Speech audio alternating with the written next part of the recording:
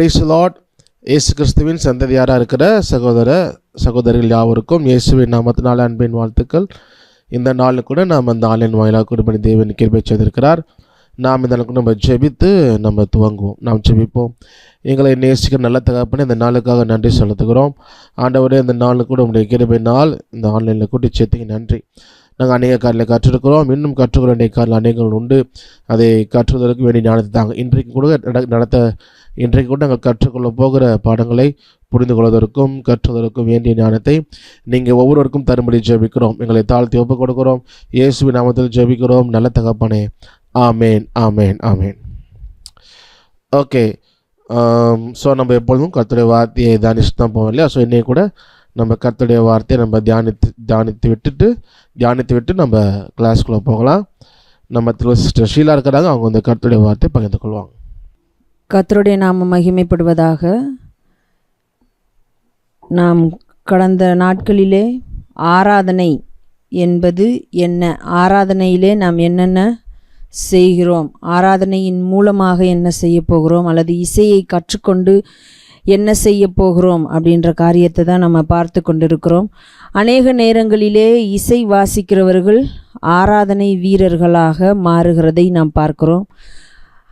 இன்னொரு காரியத்தையும் நாம் பார்க்க முடியும். பாடகர்கள் ஆராதனை வீரர்கள் என்று சொல்லி எழும்புகிறதை நாம் பார்க்க முடிகிறது. இசை வாசிக்க தெரிந்தால் மாத்திரமோ அல்லது பாடத் தெரிந்தால் மாத்திரமோ ஆராதனை வீரராகலாமா? இசை வாசிக்க தெரியாதவர்களும் பாடத் தெரியாதவர்களும், அதாவது பாடல் தாளந்து பெறாதவர்களும் ஆராதனை வீரராக முடியாதா அப்படின்ற கேள்வியெல்லாம் நம்மை நாமே கேட்டுக்கொள்வோம். அதுக்கு நம்முடைய மனது என்ன பதில் சொல்லுகிறது என்பதை நாம் யோசிப்போம். அதே நேரத்தில் வேதத்திலே நம்ம ஒரு வசனத்தை வாசித்திருக்கிறோம். புத்தியுள்ள ஆராதனை அப்படின்னு சொல்லி நம்ம வாசிச்சிருக்கோம். அப்படி இருக்க அப்படின்னு சொல்ல வசனத்தை வைத்து அதற்கு முன்பதாக என்னென்ன காரியங்கள் இருக்கிறது, ஆண்டவர் எப்படிப்பட்டவர், நாம் எப்படிப்பட்டவர்களாக இருந்தோம், நம்மை ஆண்டவர் எப்படி தெரிந்தெடுத்திருக்கிறார் என்பதையெல்லாம் நம்ம கடந்த வாரத்தில் பார்த்தோம். இன்றைக்கு அதன் அடுத்த பகுதியை நாம் பார்க்க போகிறோம். அப்படி இருக்க அதை நாம் பார்த்து விட்டோம். சகோதரரே, நீங்கள் உங்கள் சரீரங்களை பரிசுத்தமும் தேவனுக்கு பிரியமுமான ஜீவ பலியாக ஒப்பு கொடுக்க வேண்டுமென்று தேவனுடைய இரக்கங்களை முன்னிட்டு உங்களை வேண்டிக் கொள்ளுகிறேன். இதுவே நீங்கள் செய்யத்தக்க புத்தியுள்ள ஆராதனை.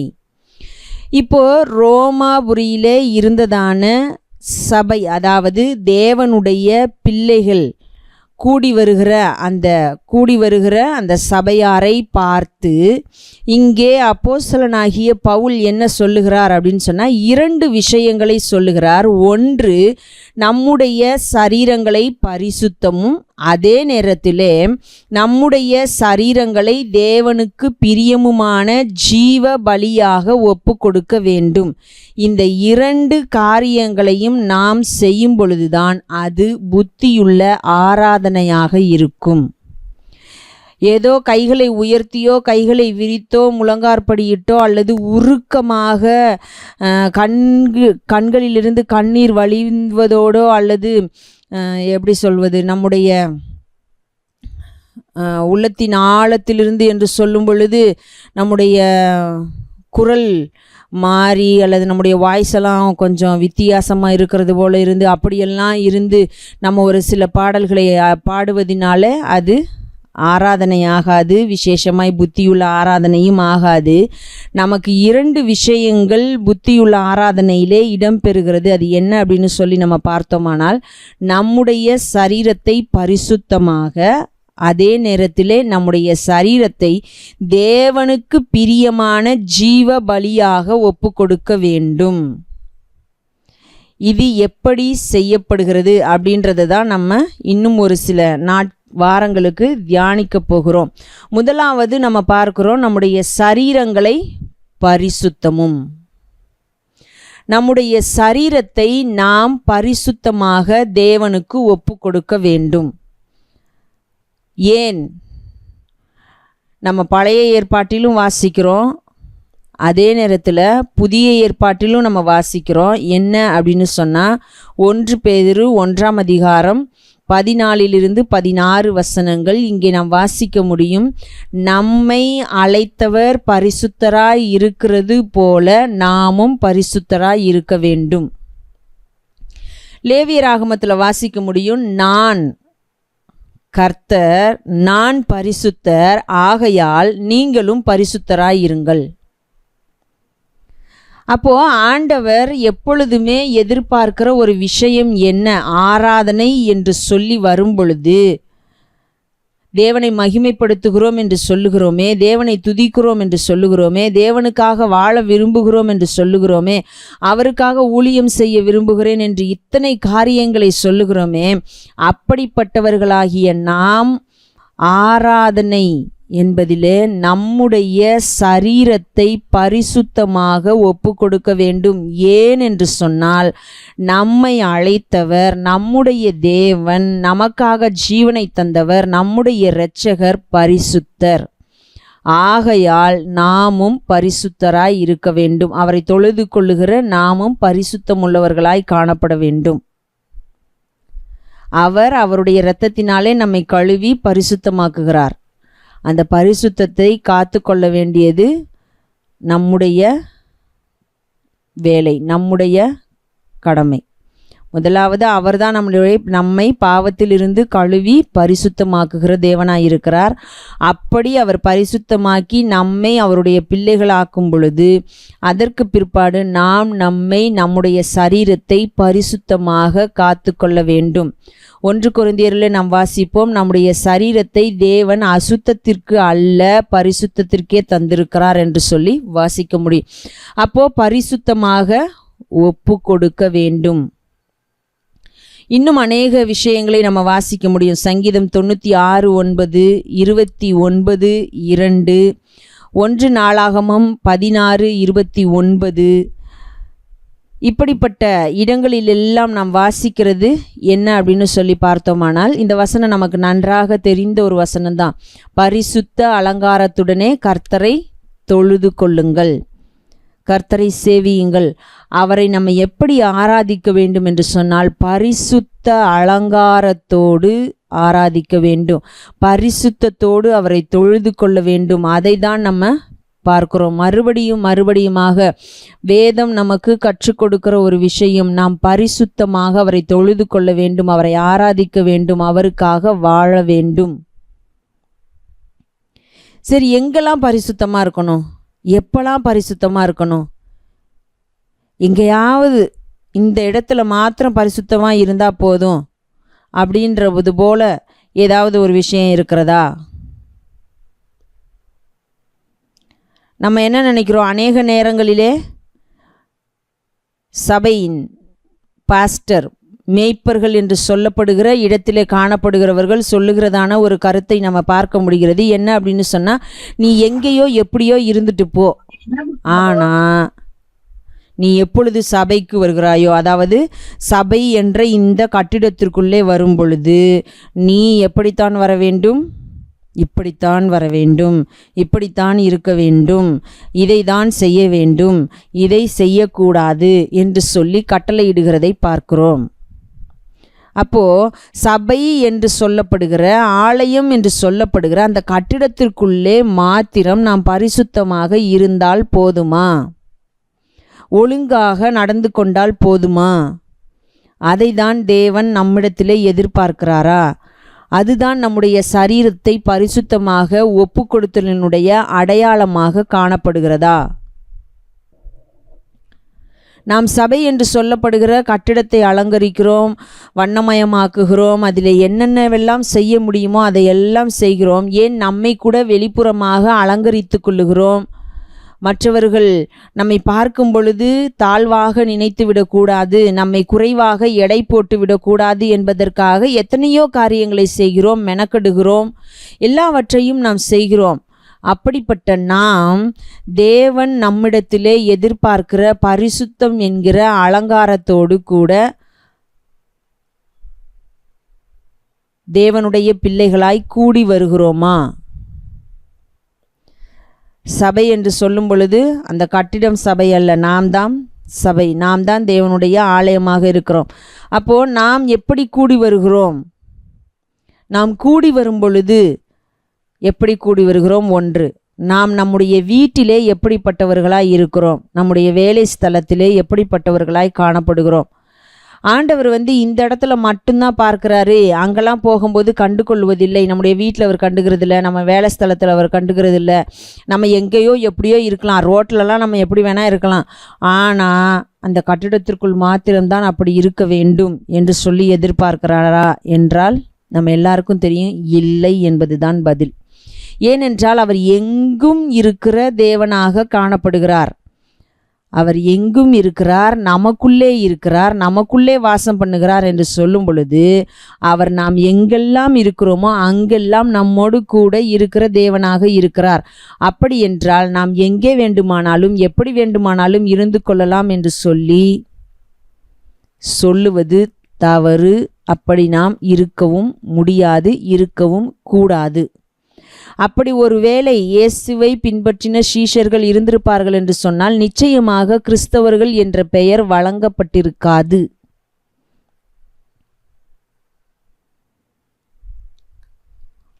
ஆகையினாலே நாம் முதலாவது ஆராதிக்கப் போகிறேன், நான் ஆராதிக்கிறேன் என்று சொல்லுவதிலே முதலாவது இடம் பெற வேண்டியது என்னவென்று சொன்னால், நம்முடைய வாழ்க்கையின் ஒவ்வொரு பகுதியிலும் நாம் எங்கிருந்தாலும் எப்படி இருக்கிறவர்களாய் காணப்பட்டாலும் நம்முடைய வாழ்க்கையிலே மிக முக்கியமாக காணப்பட வேண்டியது அவர் நமக்கு தந்த அந்த பரிசுத்தம்.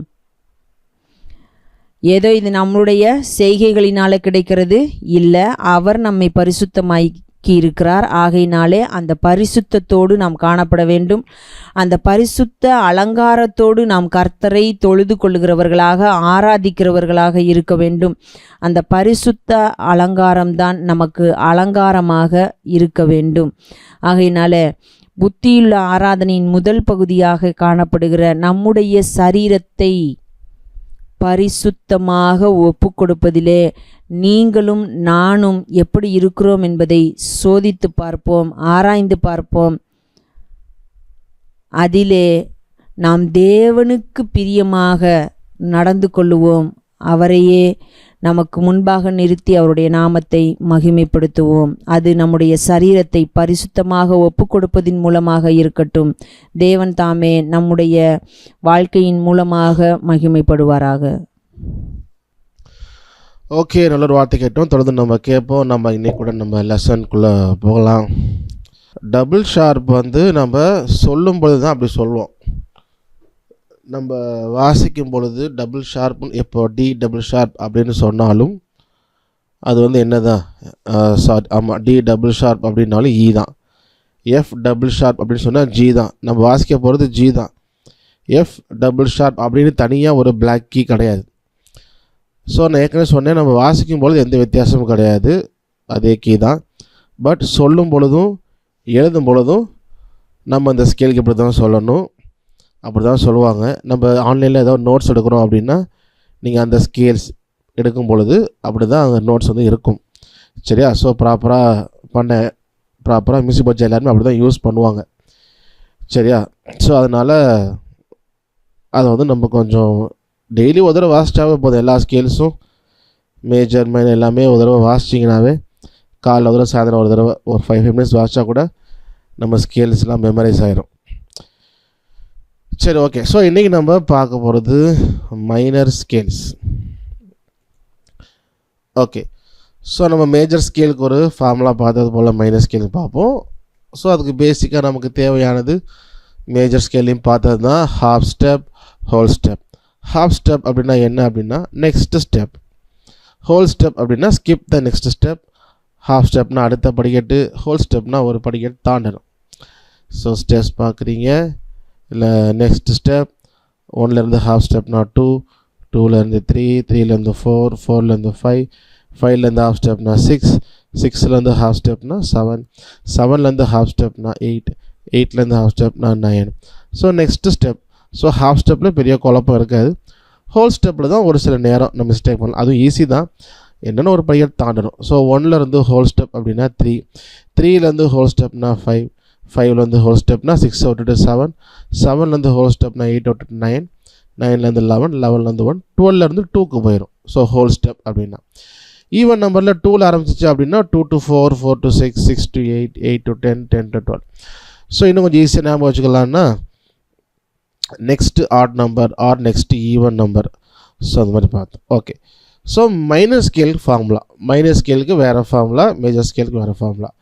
ஸோ மைனர் ஸ்கேல் ஃபார்முலா என்ன அப்படின்னா WH WWH WW, அதாவது whole step, half step, whole step, whole step, half step, whole step, whole step. So இதுதான் மைனர் ஸ்கேலுடைய ஃபார்முலா. சரியா? ஓகே, ஸோ ஹோல் ஸ்டெப்னு ஏற்கனவே பார்த்தது தான், ஹாஃப் ஸ்டெப் பார்த்தோம். இதில் மைனர் ஸ்கேலில் இடங்கள் வந்து மாறும், மற்றபடி நம்ம WHக்கு அதே தான் யூஸ் பண்ணுவோம். சரியா? ஓகே, ஸோ இதுக்குமே நம்ம ஞாபகம் வச்சுக்கிறது 7 notes should come in order. இந்த ஒரு காரணத்துக்காக தான் நம்ம என்ன பண்ணுறோம், டபுள் ஷார்ப்பு, டபுள் ஃப்ளாட்டு எல்லாமே நம்ம வந்து இந்த ஸ்கேல்ஸில் கட்டாயமாக யூஸ் பண்ணுறோம். இங்கே வந்து இப்படி தான் சொல்லணும், ஏன்னா இந்த ஒரு கோல்டன் ரூல் தான் என்னென்னா 7 notes should come in order. 7 notes வரிசையாக வரணும், எதுவும் மிஸ் ஆகிடக்கூடாது அப்படிங்கிறனால தான். ஓகே, ஸோ நமக்கு எந்த ஒரு ஸ்கேலாக இருந்தாலும் மேஜர் மைனர் வாட் எவர் நமக்கு போடணும் அப்படின்னாலும் முதல்ல நமக்கு தெரிய வேண்டியது ஃபார்முலா நமக்கு தெரிஞ்சிருக்கணும். ரெண்டாவது ஹோல் ஸ்டெப்னா என்ன, ஹாஃப் ஸ்டெப்னா என்ன தெரிஞ்சிருக்கணும். மூணாவது அந்த ரூல் நமக்கு தெரிஞ்சிருக்கணும், 7 notes should come in order. இது மூணு நமக்கு எப்போ தரவாக இருந்ததுன்னா நம்ம எந்த ஸ்கேல் வேணால் எப்போ வேணால் டக்குன்னு என்ன பண்ணிடலாம், எழுதிடலாம். சரி, ஸோ இப்போ வந்து முதல்ல நம்ம சி மைனர் பார்க்கலாம், சி மைனர் ஸ்கேல். ஸோ எப்போதும் போல் நீங்கள் சி மைனர் ஸ்கேல் போட்டுட்டு சி எழுதிட்டு சிக்கு மேலேயே டபிள்யூவை போட்டுறாமல் நெக்ஸ்ட்டு எழுதுகிற மாதிரி அது கீழே லெட்டர் எழுதுகிற போல் மைனர் ஸ்கேல் ஃபார்முலாவை எழுதிக்கோங்க. WH WWH WW.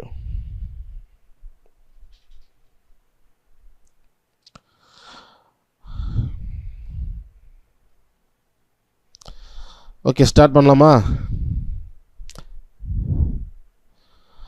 Okay, so mic on பண்ணி சொல்கிறவங்க ஆன் பண்ணி சொல்லுங்கள், கமெண்ட் பண்ணுறவங்க கமெண்ட் பண்ணுங்கள். சியில் வந்து ஹோல் ஸ்டெப் என்ன வரும்? டி. டி. எல்லாருக்கும் டி தான் வருதா?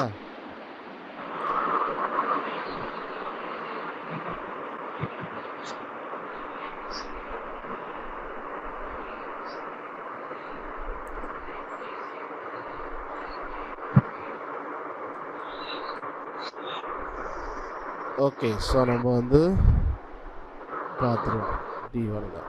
ஓகே, ஸோ சியிலேருந்து ஹோல் ஸ்டெப், சியிலேருந்து ஹோல் ஸ்டெப்னா சி ஷார்ப் டிக்கு போயிடும். அப்போது டி கரெக்ட். ஸோ மொதல் டபிள்யூ கீழே டி எழுதிக்கலாம்.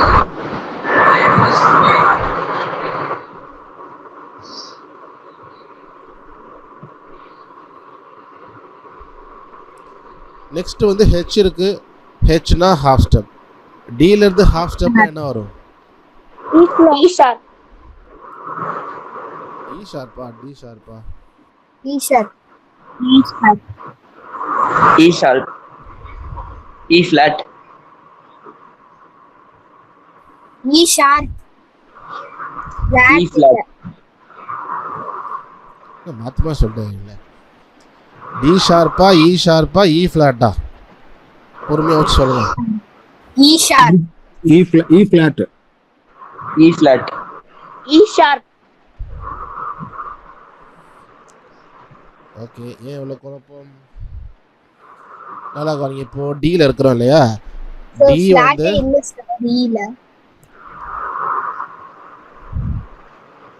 ஈக்கு ஷார்ப்பு கிடையாது, அதே போல் எஃப்க்கு ஃப்ளாட் இல்லாமல் இருக்கும்.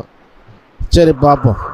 இப்போது டியில் இருக்கிறோம் இல்லையா, டியிலேருந்து ஹாஃப் ஸ்டெப் அப்படின்னா டி எங்கே தேர்டு ஸ்டெப்பில் டி இருக்குது, அதுலேருந்து ஹாஃப் ஸ்டெப்னா நெக்ஸ்ட்டு ஸ்டெப், ஃபோர்த்து ஸ்டெப் என்ன, அங்கே ஒரு பிளாக் கீ தான் இருக்கும் இல்லையா, டிக்கும் ஈக்குவல், அதை டி ஷார்ப் அப்படின்னு சொல்லுவோம்.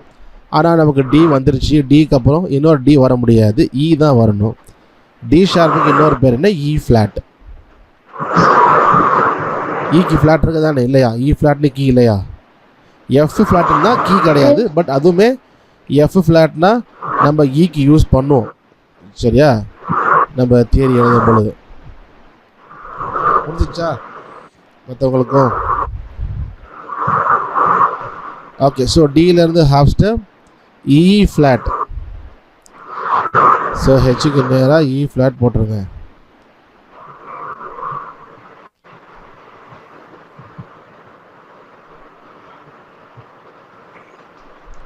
நெக்ஸ்ட்டு பார்த்தீங்கன்னா டபிள்யூ இருக்கு. இ ஃப்ளாட்லேருந்து ஹோல் ஸ்டெப்னா என்ன வரும்? F. F. ஓகே, ஆன்சர் பண்ணுறவங்க ஆன்சர் பண்ணிவிட்டு மைக் மியூட்டில் போட்டுருங்க, இல்லாட்டி நாய்ஸ் வந்து இது எடுத்துக்கும். F. ஆன்சர் பண்ணுறப்ப பண்ணிட்டு டக்குன்னு போட்டுருங்க. Very good. F. F. Okay okay, ஒரு எஃப் தான், 3 எஃப் சொல்கிறீங்களா? ஓகே, ஸோ இ ஃப்ளாட்லேருந்து இ ஃப்ளாட் 4 இருக்குது. 4லேருந்து ஹோல் ஸ்டெப்னா ஸ்க்ரீன் ஷேர் ஆகுது, உங்களுக்கு தெரியலையா? ஸ்க்ரீன் தெரியுதானே?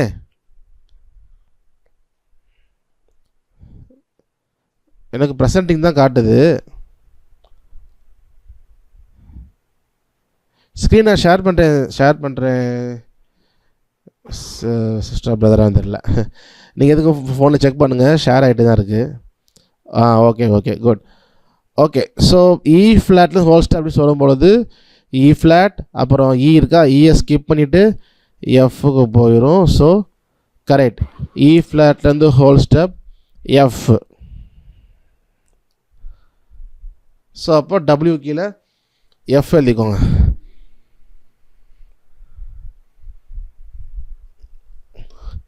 நெக்ஸ்ட் எஃப்லேருந்து ஹோல் ஸ்டெப் என்ன வரும்? G. G. G. G. Okay, so எல்லாருக்குமே ஜி கரெக்டானு பார்த்தலாம். ஸோ எஃப்லேருந்து ஹோல் ஸ்டெப்னா ஜி கரெக்ட். ஸோ எல்லாம் கரெக்டாக சொல்லிக்கிறீங்க, வெரி குட்.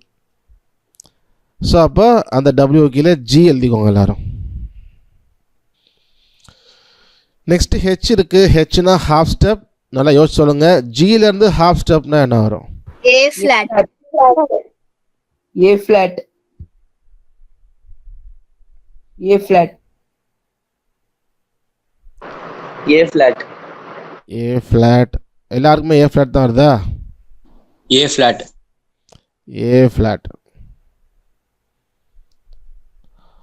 ஓகே, செக் பண்ணிடலாம். ஜியிலேருந்து half step A flat correct. ஏன்னா ஜிக்கு அப்புறம் ஜி ஷார்ப்னு சொல்ல முடியாது, நம்ம ஏன்றதை தான் சொல்ல முடியும். அப்போ ஏ ஃப்ளாட். நல்லா கவனிங்க, நம்ம இதை வந்து சொல்லும் பொழுதும் எழுதும் பொழுதும் மட்டும்தான் நம்ம வந்து என்ன பண்ணுவோம், இதை வந்து நம்ம வந்து யூஸ் பண்ணுவோம். அதாவது ஏ ஃப்ளாட் இ ஃப்ளாட்டு சொல்லும்பொழுது எழுதும்பொழுது தான். வாசிக்கிறப்ப நமக்கு சேம் தான், ஜி ஷார்ப்னாலும் ஏ ஃப்ளாட்னாலும் ஒரே கீ தானே. அப்போ வாசிக்கிறப்ப நம்ம குழம்பிக்க கூடாது, சரியா? பட் இதை நம்ம சொல்லும் பொழுது எழுதும் பொழுது தான். ஆமாம், மைனர் ஸ்கேலில் இல்லை, மைனர் ஸ்கேல்லையும் ஷார்ப் வரும். இந்த சி மைனரில் ஷார்ப் வரல, ஓகேவா? ஸ்கேல் எல்லாம் பார்த்தீங்கன்னா சில ஸ்கேலில் ஷார்ப் மட்டும் வரும், சில ஸ்கேலில் ஃப்ளாட் மட்டும் வரும். ஷார்ப்பு ஃப்ளாட்டு கலந்த மாதிரி எந்த ஸ்கேலும் கிடையாது, ஓகேவா? ஸோ அப்போது சில மைனர் ஸ்கேலில் ஷார்ப் வரும். இப்போ எப்படி மேஜர் ஸ்கேலில் எஃப் மேஜரில் பி ஃப்ளாட் வந்துச்சு தானே, அதே போல் மைனர் ஸ்கேல்லையும் ஒரு மைனரில் ஷார்ப் வரும். ஸோ ஷார்ப் ஃப்ளாட்டுங்கிறது மேஜரில் ஷார்ப்பு மைனர்லாம் ஃப்ளாட் அப்படி கிடையாது, சரியா? ஓகே, ஸோ அப்போது சிடிஇ ஃப்ளாட். ஓகே, இன்னொன்று இருக்கா? ஸோ ஓகே, அடுத்து வந்து டபிள்யூ இருக்குது. டபிள்யூனா ஹோல் ஸ்டெப். ஏ ஃப்ளாட்லேருந்து ஹோல் ஸ்டெப்னா என்ன வரும்? B flat. B flat. B flat. B flat. B flat. எல்லாருக்கும் பி ஃப்ளாட் தான் வருது. ஓகே, நம்ம பார்த்தரலாம். ஏ ஃப்ளாட்லேருந்து whole step correct, B flat. அப்போ அந்த டபிள்யூ கீழே பி ஃப்ளாட் எழுதிக்கோங்க.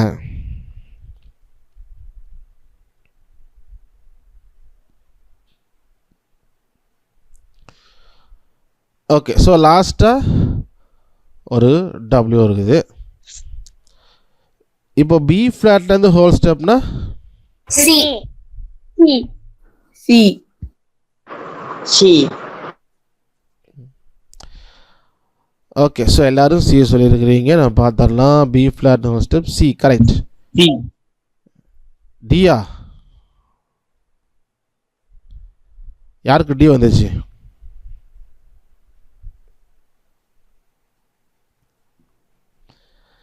பி ஃப்ளாட், பி ஃப்ளாட்னு ஹோல் ஸ்டெப் சி தான், டி கிடையாது. சரியா?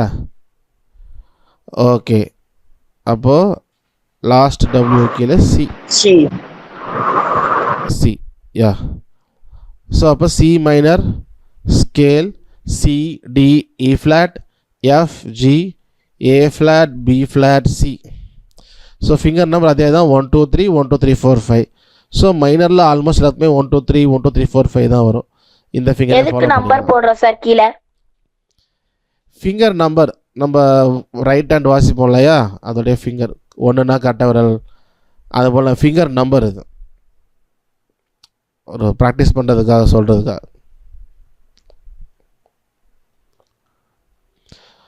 ஓகே, ஸோ அப்போது C D, E flat, F G, A flat, B flat, C. So C மைனரில் எப்போதுமே E flat, A flat, B flat அப்படி தான் சொல்லணும்.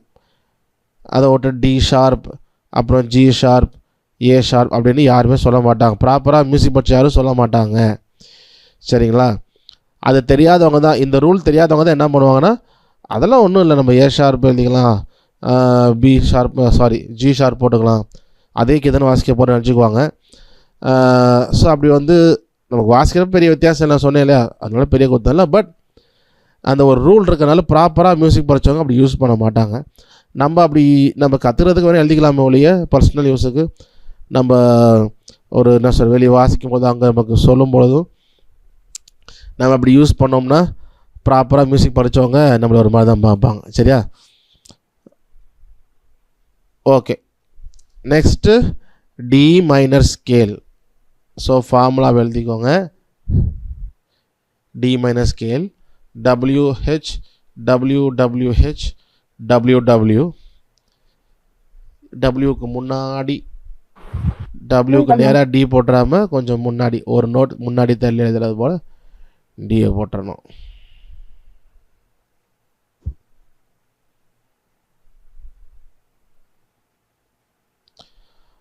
ஓகே, ஸோ நம்ம பார்க்கலாம். இப்போ டியிலேருந்து ஹோல் ஸ்டெப், டியிலேருந்து ஹோல் ஸ்டெப்னா என்ன வரும்?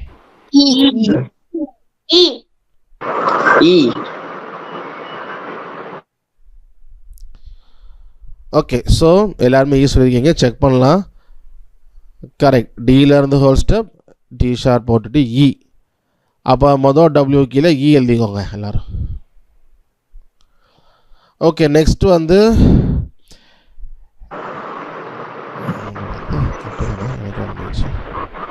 ஓகே, இலேருந்து ஹாஃப் ஸ்டெப் என்ன வரும்?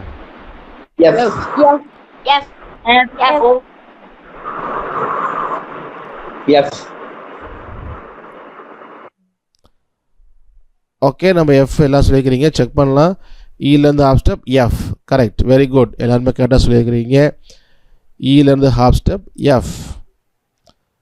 நெக்ஸ்ட்டு அப்போ ஹெச் கீழே எஃப் எழுதிக்கோங்க எல்லாரும். எஃப்லேருந்து ஹோல் ஸ்டெப் என்ன வரும்? ஜி. ஜி. ஜி. ஜி.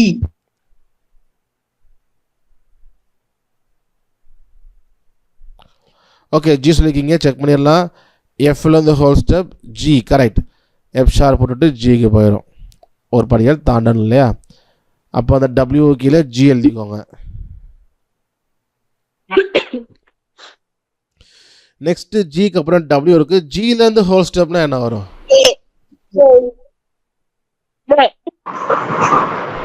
ஏ. ஏ.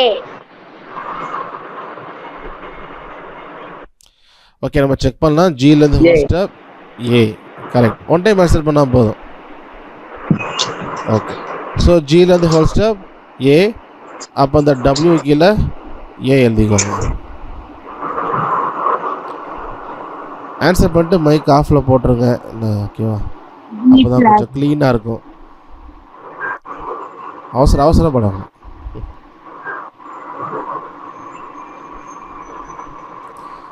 போஸ் தெரியல, நீங்கள் ஆன்சர் பண்ணுறது மட்டும் பண்ணிவிட்டு மைக் ஆஃபில் போட்டுருங்க. அந்த ஒரு ஃபேன் சவுண்டு ஏதோ சவுண்டு கேட்டே இருக்கும்.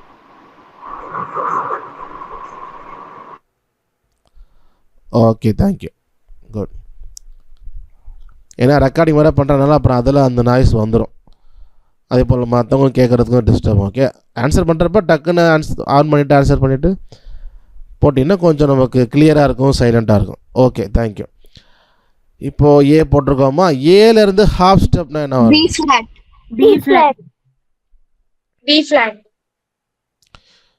Okay, B flat. எல்லாருக்கும் பி ஃப்ளாட் தான் வருதா? B flat. ஓகே, நம்ம பார்த்துடலாம். ஏலேருந்து half step B flat, correct. நம்ம ஏக்கு அப்புறம் ஏ ஷார்ப்னு சொல்ல முடியாது, ஏக்கு அப்புறம் பி தான் வரணும் இல்லையா? அப்போ பி ஃப்ளாட்.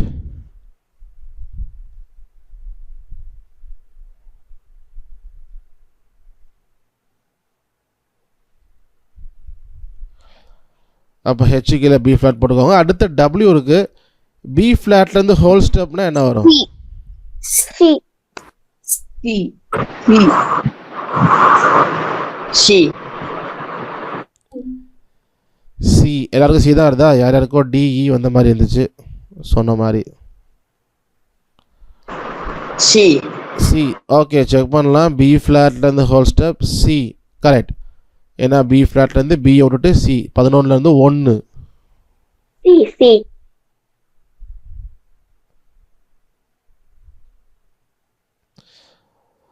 ஓகே, அப்போ டபிள்யூ கீழே சி போட்டுக்கோங்க. கடைசியாக டபிள்யூ இருக்குது. சிலேருந்து ஹோல் ஸ்டெப்னா என்ன வரும்? D. D.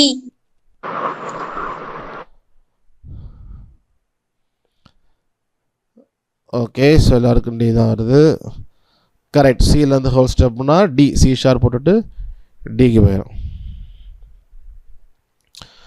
ஓகே, அப்போ D minor scale DEFGA, B flat C D.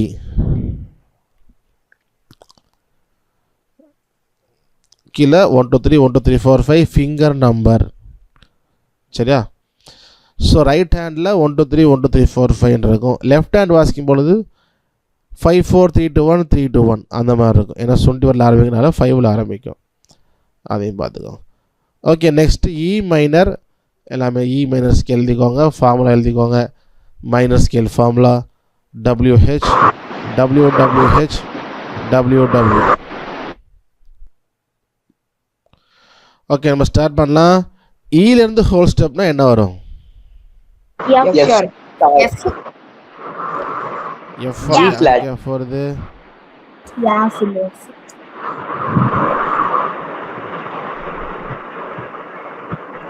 F sharp, sir. G flat. G flat. G flat. G flat. F sharp. F sharp. F sharp வருமா, G flat வருமா? F sharp.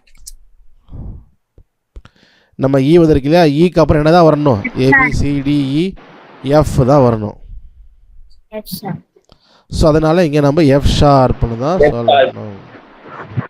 So இலேருந்து whole step F sharp. 7 notes ஆர்டராக வரணும், அதை எப்பொழுதும் ஞாபகத்தில் வச்சுக்கணும்.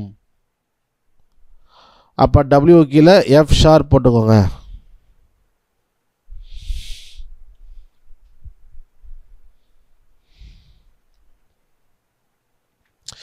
Okay, next வந்து ஹெச் இருக்கு. எஃப் ஷார்ப்லேருந்து ஹாஃப் ஸ்டெப்னா என்ன வரும்?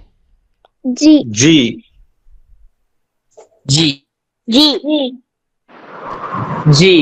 ஓகே, எஃப் ஷார்ப்லேருந்து half step G. Very good, எல்லாருமே கரெக்டாக சொல்லிக்கிறீங்க. ஜி தான். அப்போ ஹெச் கீழே ஜி எழுதிக்கோங்க.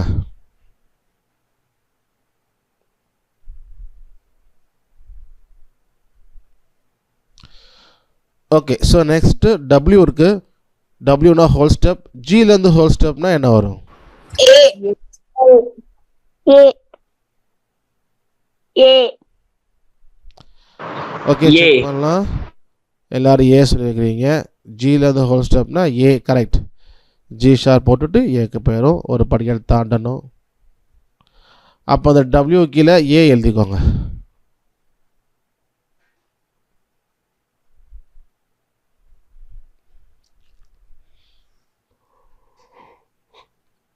ஓகே, நெக்ஸ்ட் ஏலேருந்து ஹோல் ஸ்டெப். ஏலேருந்து ஹோல் ஸ்டெப்னா E.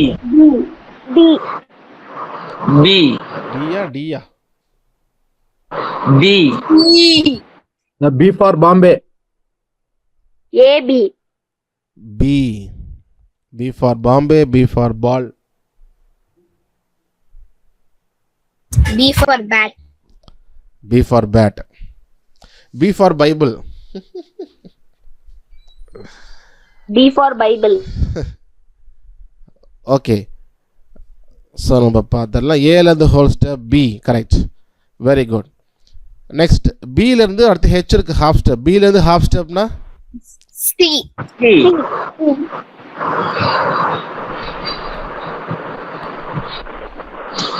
ஓகே, ஸோ பியிலேருந்து ஹாஃப் ஸ்டெப்னா சி சொல்லியிருக்கீங்க, செக் பண்ணலாம். எஸ், பியிலேருந்து ஹாஃப் ஸ்டெப்னா சி. ஸோ ஹாஃப் ஸ்டெப்னா நெக்ஸ்ட் ஸ்டெப். நம்ம வந்து எப்போதுமே வந்து அதில் கன்ஃபியூஸ் ஆகக்கூடாது. ஓகே, நெக்ஸ்ட் டபிள்யூ இருக்குது. சிலேருந்து ஹோல் ஸ்டெப்னா என்ன வரும்? D. G.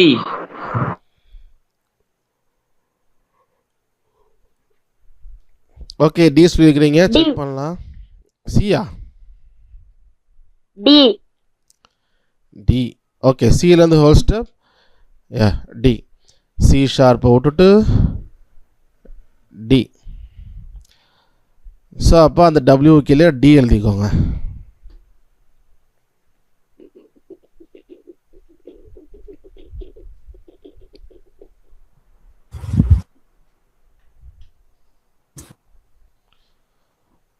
ஓகே, ஸோ லாஸ்ட்டாக டபிள்யூ இருக்குது. டிலேருந்து ஹோல் ஸ்டெப்னா என்ன வரும்? E. E. E. Okay, check பண்ணோம். டிலேருந்து ஹோல் ஸ்டெப்னா இ. டி ஷார்ப் போட்டுட்டு E, correct, very good. So E minor scale நம்ம கம்ப்ளீட் பண்ணிட்டோம்.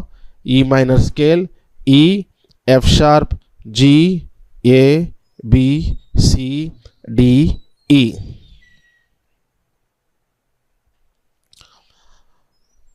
ஓகே, இ மைனர் ஸ்கேலில் ஒரே ஒரு ஷார்ப், எஃப் ஷார்ப் மட்டும் வருது. அதே போல் கீழே ஃபிங்கர் நம்பர் 1 2 3 1 2 3 4 5.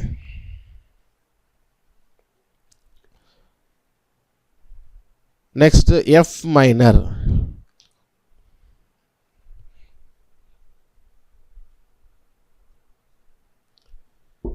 எஃப் மைனர் எழுதிக்கோங்க, ஸ்கேல் ஃபார்முலா எழுதிக்கோங்க. WH WWH WW.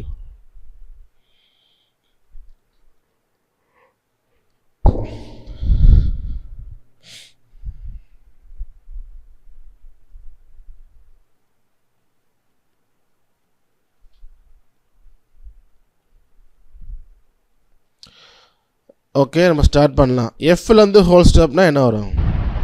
G. E. Okay, எல்லாரும் ஜி சொல்லியிருக்கிறீங்க, நம்ம செக் பண்ணலாம். G. எஃப்லேருந்து whole step G, correct, very good. எல்லாருமே கரெக்டாக சொல்லிட்டீங்க. ஸோ மொதல் டபிள்யூ கீழே ஜி எழுதிக்கோங்க.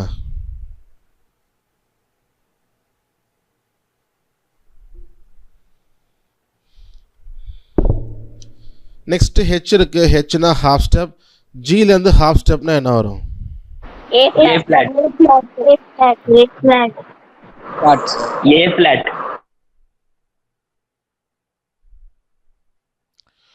ஓகே, எல்லாருமே ஏர் ஃப்ளாட் சொல்லியிருக்கிறீங்க, செக் பண்ணுவோம். Correct, very good. யாருமே ஜி ஷார்ப் சொல்லலை, நல்லா சூப்பராக திங்க் பண்ணி சொல்லிட்டீங்க. ஏ ஃப்ளாட் தான், ஏன்னா ஜிக்கு அப்புறம் திரும்ப ஜின்னு வரக்கூடாது, ஏ தான் வரணும். அப்போ ஏ ஃப்ளாட். திரும்பவும் சொல்கிறேன், நம்ம இந்த சொல்லும் பொழுதும் எழுதும் பொழுது தான் நம்ம இந்த ஏ ஃப்ளாட்னு தான் சொல்லணும், ஜி ஷார்ப் சொல்லக்கூடாது. எல்லாமே வாசிக்கும் பொழுது நமக்கு எந்த வித்தியாசமும் இல்லை, ஏன்னா ஜி ஷார்ப்னாலும் ஏ ஃப்ளாட்னாலும் ஒரே கீ தானே. ஸோ அதனால் அதை நம்ம குழம்பிக்கூடாது வாசிக்கும் பொழுது. சொல்லும் பொழுது எழுதும் பொழுது தான் இதை நம்ம கவனத்தில் வச்சுக்கணும். சரி, அடுத்து பார்த்தீங்கன்னா டபிள்யூ இருக்குது. டபிள்யூனா ஹோல் ஸ்டெப். ஏ ஃப்ளாட்லேருந்து ஹோல் ஸ்டெப்னா என்ன வரும்? B flat. B flat. Okay, எல்லாரும் பி ஃப்ளாட் B சொல்லியிருக்கீங்க. flat. Yes, correct, B flat. A ஃப்ளாட்லேருந்து ஏயை விட்டுட்டு பி ஃப்ளாட்டுக்கு போயிடும். 9 to 11. ஸோ அப்போ அந்த டபிள்யூ கீழே பி ஃப்ளாட் போட்டுக்கோங்க.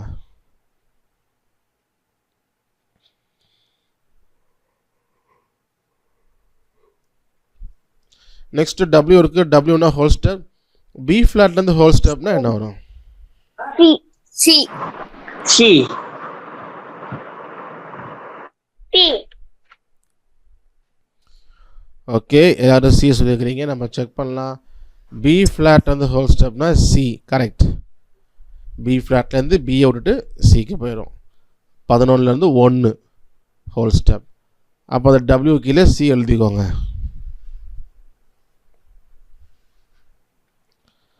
அடுத்து ஒரு ஹெச் இருக்குது. ஹெச்னா ஹாஃப் ஸ்டெப். சிலேருந்து ஹாஃப் ஸ்டெப்னா என்ன வரும்? D flat. D flat. D flat.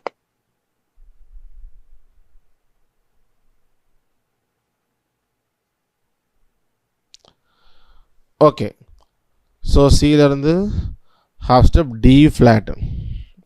அப்போ அந்த ஹெச்சுக்கில் டி ஃப்ளாட் எழுதிக்கோங்க. நெக்ஸ்ட்டு டி ஃப்ளாட்லேருந்து ஹோல் ஸ்டெப்னா என்ன வரும்? E. Flat. E flat. E flat. E flat. So E சொல்லிட்டீங்க பாருங்க. ஓகே, ஸோ டி ஃப்ளாட்லேருந்து whole step E flat. D ஃப்ளாட்லேருந்து டியை விட்டுட்டு இ ஃப்ளாட்டுக்கு போயிடுறோம். 2லேருந்து 4 இ ஃப்ளாட். ஓகே, லாஸ்ட்டாக டபிள்யூ இருக்குது. டபிள்யூனா ஹோல் ஸ்டெப். இ ஃப்ளாட்லேருந்து ஹோல் ஸ்டெப்னா என்ன வரும்? F. F. F.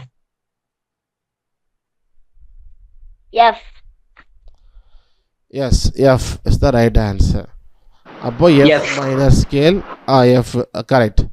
F minor scale, F, G, A flat, A flat. B flat, B flat. C, C. D flat, D flat.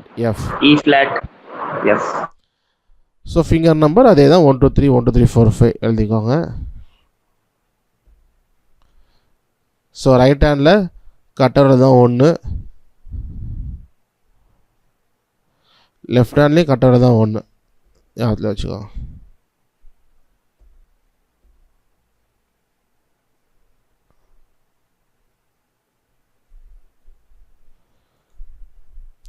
Okay, இன்னும் மீதி 3 இருக்குது. நம்ம எஃப் வரைக்கும் பார்த்தோமா? G minor, A minor, B minor 3 இருக்கா? அந்த 3 ஹோம்ஒர்க். Assignment. ஆமாம், assignment. அந்த 3 நீங்கள் இந்த எழுதி ஃபோட்டோ எடுத்து எனக்கு பர்சனலாக அனுப்பிடணும். என்னென்ன letter sir homework? G minor, A minor, B minor 3 scale. நம்ம வந்து எஃப் மைனர் வரைக்கும் நம்ம பார்த்துட்டோம் இப்போ கிளாஸ்லேயே. G minor, A minor, B minor. எழுதி அனுப்பணுமா இல்ல வாசிச்சு அனுப்பணுமா? வாசிச்சு அனுப்பணும். இப்போ எழுதுறது வந்து அந்த 3 எழுதி ஃபோட்டோ எடுத்து அனுப்பிடணும். மைனர் ஸ்கேல் எப்படி மேஜர் ஸ்கேல் வாசிச்சு அனுப்புறீங்களோ அதே போல் மைனர் ஸ்கேல் சி மைனர்லேருந்து பி மைனர் வரைக்கும் ரைட் ஹேண்ட் மட்டும் வாசிச்சு அனுப்பணும். லெஃப்ட் ஹேண்ட் வாசிச்சு ப்ராக்டிஸ் பண்ணுங்கள். எனக்கு அனுப்புறது ரைட் ஹேண்ட் மட்டும் அனுப்பணும். வீடியோ அசைன்மெண்ட் குரூப்பில் அனுப்பணும். சரியா? எழுதுறது எனக்கு பர்சனலாக ஃபோட்டோ எடுத்து அனுப்பணும்.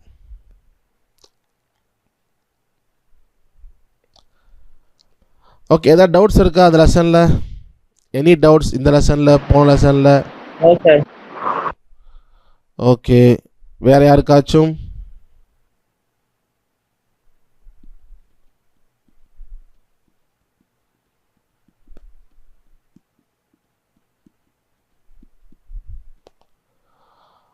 ஓகே, ஸோ கொஸ்டின்ஸ் எல்லாம் நம்ம சார் ஒரே டவுட் சார். சொல்லுங்கள். சார் இந்த மியூசிஷியன்ஸ் வந்து அவங்க என்ன ஸ்கேல் அப்படிங்கறத வந்து ஹேண்ட் சிம்பிள் வச்சு அவங்க சொல்றாங்களா சார்? அது எப்படி சார் கம்யூனிகேட் பண்றாங்க? அது எப்படின்னா இப்போ சி மேஜர்னா 1 யூஸ் பண்ணுவாங்க, 1. டினா 2, ஈனா 3, எஃப்னா 4, ஜினா 5, அது மாதிரி யூஸ் பண்ணுவாங்க. Okay sir, okay. ஆமாம், ஏபிக்கு 6 7, சில நேரம் 6 காம இல்லாட்டி ஏன்னு சொல்லிடுவாங்க. ஏன்னா 6 ஃபிங்கர் வரும் இல்லையா? ஸோ சிடி இஎஃப்ஜி 5 வரைக்குமே கையில் ஃபிங்கரில் காமிச்சிடுவாங்க. இப்போ அதே இது மைனர்னா சார்? மைனருக்கு வந்து ஒருத்தர் ஒரு மாதிரி பண்ணுவாங்க. சில பேர் அந்த அதாவது கையில் ஃபிங்கரை காமிச்சிட்டு இப்படி சம்திங் செய்வாங்க, இல்லை இப்படி செய்வாங்க. அதை ஒருத்தரும் டிஃப்ரெண்ட்டாக அதை மென்ஷன் பண்ணுவாங்க மைனருக்கு. இல்லை கொஞ்சம் வாயிலே நம்பரை மட்டும் காமிச்சிட்டு லைட்டாக அதாவது சவுண்டாக சொல்லாமல் வாயை மட்டும் அசைப்பாங்க அந்த மாதிரி. Okay sir, thank you sir. சில பேர் இப்போ சின்னு சொன்னோடனே சி மேஜர் பிடிக்கிறாங்களா, இல்லை இப்படி வேற இன்னும் டக்குன்னு அடுத்த மைனர் பிடிச்சிருவாங்க. ஏன்னா வேறு ஆப்ஷன் இல்லை, ஒன்று மேஜர் இல்லை மைனர் தான். ஸோ அப்படி பண்ணுவாங்க. ஸோ அந்த ஓகே, தேங்க்யூ சார். ஓகே.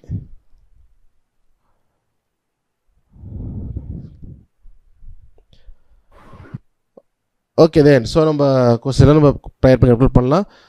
உங்களுக்கு அப்புறமேட்டுக்கு ஏதாவது கொஸ்டின்ஸ் வந்தாலுமே நீங்கள் எப்போ வேணால் குரூப்பில் கேட்கலாம்.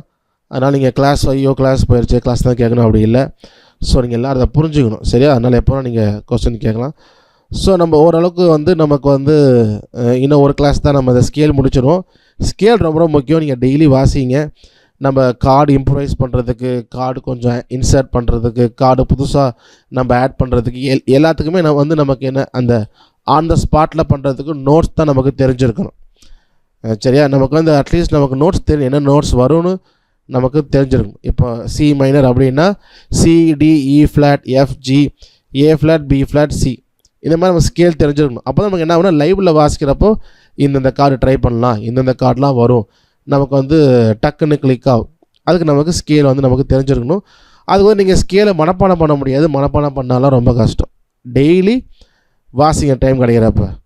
சப்போஸ் உங்களுக்கு காலையிலேயும் சாயந்தரம் டைம் இருந்துச்சுன்னா காலையில் ஒரு தடவை, சாயந்தரம் ஒரு தடவை, just major scale minor scale எல்லாமே ஒரு தடவை வாசிச்சா கூட போதும். டெய்லி ஒன் டைம் வாசினா ஆட்டோமேட்டிக்காக ஒரு 10 டேஸ்க்கு அப்புறம் பார்த்தீங்கன்னா உங்களுக்கு அந்த ஸ்கேல் நேம்ஸ் எல்லாம் மனப்பாடம் ஆயிரும். இன்னும் கொஞ்சம் மனப்பாடம் ஆகுனா நீ சொல்லிக்கிட்டே வாசிங்கன்னா C, D, E flat, F, G அந்த மாதிரி ஒரு ஸ்கேலும் சொல்லி வாசிங்கன்னா இன்னுமே நமக்கு நோட்ஸ் வந்து அழகாக நமக்கு ஆட்டோமேட்டிக்காக மெமரைஸ் ஆகிரும். அதனால் அப்படி வாசிங்க. ஏன்னா இது வந்து நமக்கு ரொம்ப முக்கியம் தான், நோட்ஸ் தான். கார்ட்ஸை விட நமக்கு முக்கியம் நோட்ஸ் தான்.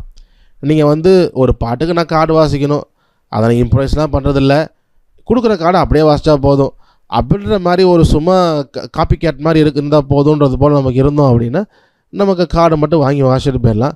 பட் ஒரு நல்ல மியூசிஷியனாக நான் கம்போசிங் போகணும், அவங்க பண்ணுறதை எடுத்து அவங்க என்னென்ன பண்ணியிருக்கிறாங்க, இதில் நம்ம என்னென்ன நம்ம அதை ஆட் பண்ணலாம், இது எப்படிலாம் மாற்றலாம், இப்படிலாம் நமக்கு நிறைய விஷயம் ஒரு மியூசிஷியனாக ஒரு கீபோர்டிஸ்ட் நமக்கு வேணும் அப்படின்னா நோட்ஸ் ரொம்ப ரொம்ப ரொம்ப முக்கியம், சரிங்களா? ஸோ அதனால் தொடர்ந்து நீங்கள் டெய்லி வாசித்தாலே போதும், ஆட்டோமேட்டிக்காக மனப்பாடம் ஆயிரும்.